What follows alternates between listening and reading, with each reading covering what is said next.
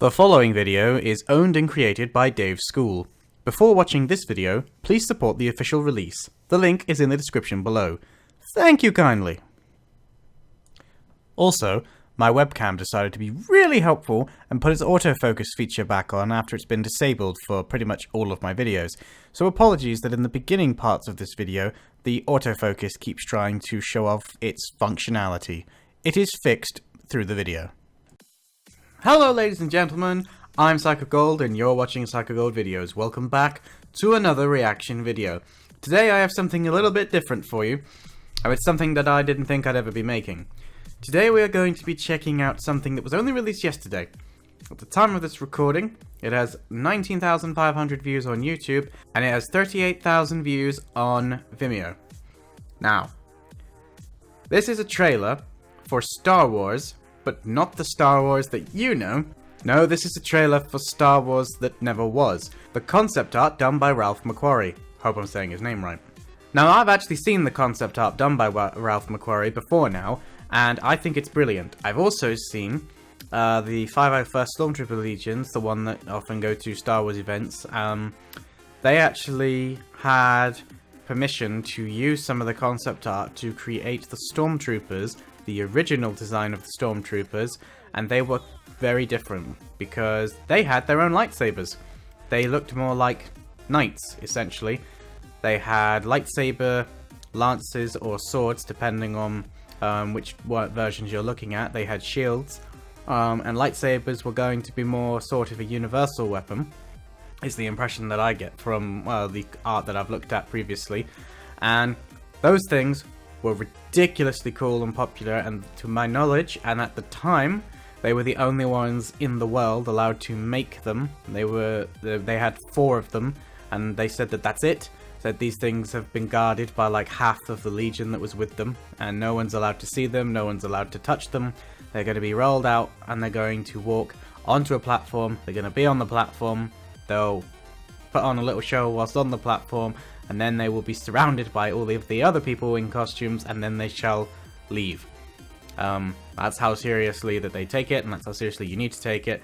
As someone who used to wear Stormtrooper armor, I can only imagine how limited their vision would have been, considering that these things look even worse than actual Stormtrooper armor. And if you ever want Stormtrooper armor, you know what I mean. Anyway, someone has taken that concept art and shot a trailer for a film that could have been, and in my opinion, a film that could still be, because the way things are these days, why not? Anyway, this is done by a film school.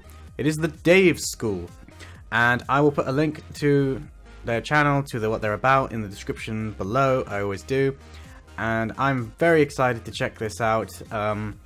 Obviously, this is kind of a grey area, because technically Star Wars is still owned by all of these big other companies, so fingers crossed the video stays live, but we'll see what happens. Anyway, without further ado, let's see what this Star Wars concept trailer looks like in flesh. I'm very excited about this. Ooh! The following trailer has been inspired by the works of people we know. Oh, I'm liking the retro feel. There's the two... Are they 2 planets, 2 suns, or 2 moons? I don't know, but we know that. Oh! Yeah, there's the original 3PO and R2-D2. Oh, that's so well done! Whoa! Okay, so... It's like a mix of stop motion and live action. Oh my god, this is so trippy. Boom! Yes! That's so... Holy shit, this is good! Hand shot first.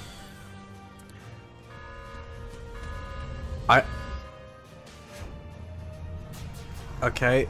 Oh my...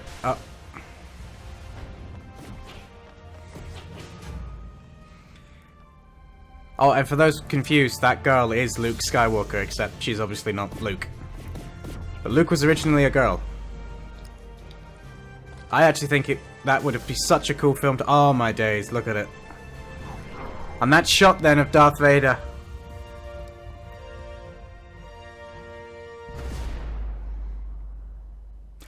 Make that film right now.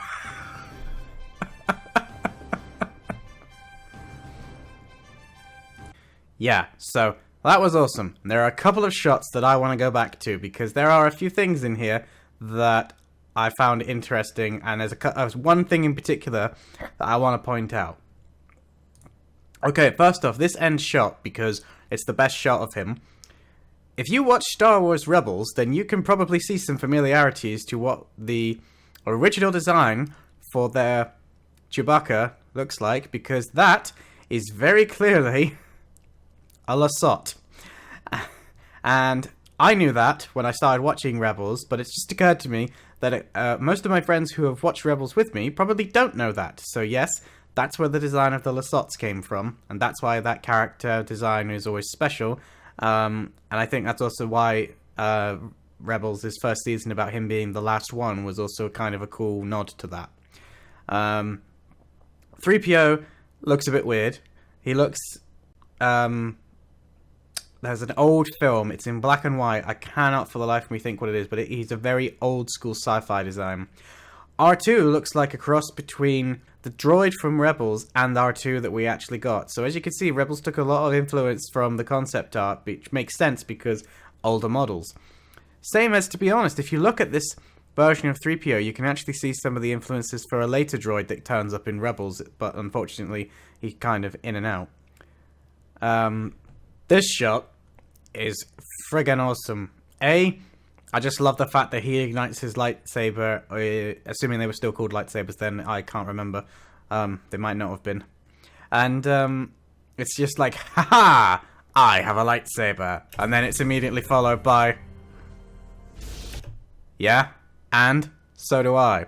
And the other thing I want to point out, because this is one of those trailers that I could easily take apart, and I probably will, in fact, because there's so much detail in the backgrounds here. For starters, remember I said to you that those stormtroopers that I saw have shields?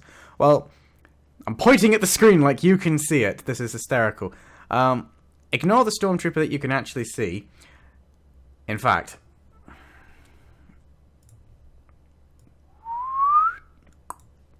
ignore the stormtrooper that you see in the foreground. Look in the background. They have shields. Now, unfortunately, there doesn't appear to be... If I go back a little bit, you can see them. So you can see this massive shield that they've got there. Now, those are the stormtrooper designs that I saw, and they look friggin' awesome in person. They're very similar to what we actually got, but there are some key differences. The first one is that their design is a tad more practical for movement. They actually have proper cuts for the knees. They have cuts for the legs and the thighs. I don't think they look quite as impressive when you see them up close, but stormtroopers in general don't look that impressive when you see them up close. Now, these space sequences are just amazing, and you also get a shot of what the Death Star was going to look like from Ralph's original designs. So, again, this thing is amazing. I cannot give enough props to the people who made this. I really hope that other people dissect this trailer and do better breakdown videos than I ever could, because I lack the appropriate technologies to create good breakdown videos. But maybe that'll be something I'll look into for the future if I end up wanting to do more of these, because this is just amazing. This sequence is probably one of the most famous from the original Star Wars film, and the fact that Luke originally is the one who threw the hook and saved them, and she is obviously with their version of Han, is quite interesting. And yeah, I love the fact that they kept this in and that they gave it to Leia instead.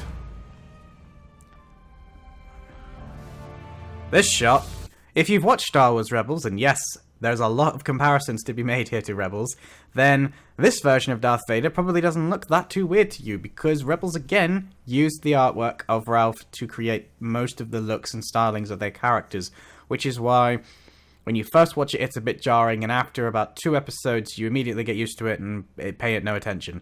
This version of Darth Vader is very similar to what we've got. There are some differences, but he is, in my opinion, I actually kind of prefer this look. I would love to see what the films could have actually done if they'd kept this design of the helmet especially. It's a little difficult. I don't know if I can really zoom in, but if I can, I'll make that happen. I just think he looks just that little bit more intimidating.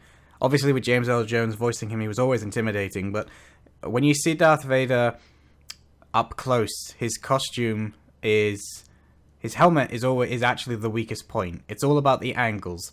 If you have someone who knows what they're doing with the framing, then you can make the Vader suit look very intimidating. However, when you just see it, like walking past, it really isn't that intimidating, apart from, obviously, if the guy inside it is very, very tall, is well built.